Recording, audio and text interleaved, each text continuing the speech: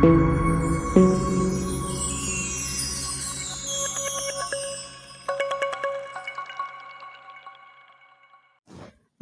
আলাইকুম। সম্মানিত ভিউয়ার্স, ব্যর্থ কবি ইউটিউব চ্যানেল থেকে আপনাদের স্বাগতম। আপনাদের মাঝে আরও একটি নতুন গল্প নিয়ে চলে আসলাম। গল্পটা আমার সাথে ঘটে যাওয়া একটা বাস্তব ঘটনা, যা আপনাদের সাথে শেয়ার করব।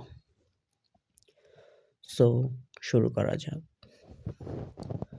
শুরুতে আমরা অপরিচিত ছিলাম, তারপর আপনজন থেকে প্রিয়জন হলাম। ওই দিনটা অনেক সুন্দর ছিল, যেদিন তোমার সাথে আমার প্রথম দেখা হয়েছিল।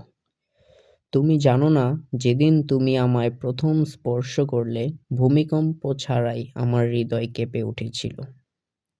তবে আজ আবারও আমরা অপরিচিত। আজ তোমার মস্তিষ্কে বিরাজ করে তৃতীয় ব্যক্তি।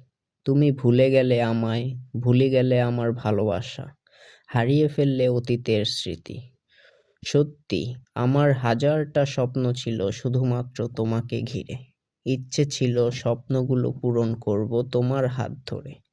তবে সেই স্বপ্নগুলো আজ রাত জাগা ঘুমের মতোই মাটি। তাই অপূর্ণতার স্বপ্ন নিয়ে আজ আমি ব্যর্থতার পথে হাঁটি। তুমি চলে যাওয়ার পর আমি বহুদিন ঠিক মতো খাইনি। আয়নার সামনে দাঁড়ালে মাঝে মাঝে নিজেকেই চিনতে পারিনি। তুমি চলে যাওয়ার পর আমি শুধু তোমাকেই হারাইনি, হারিয়ে ফেলেছি আমার মানসিক শান্তি। আজ বুক ভরা এক আকাশ পরিমাণ দুঃখ আর ক্লান্তি।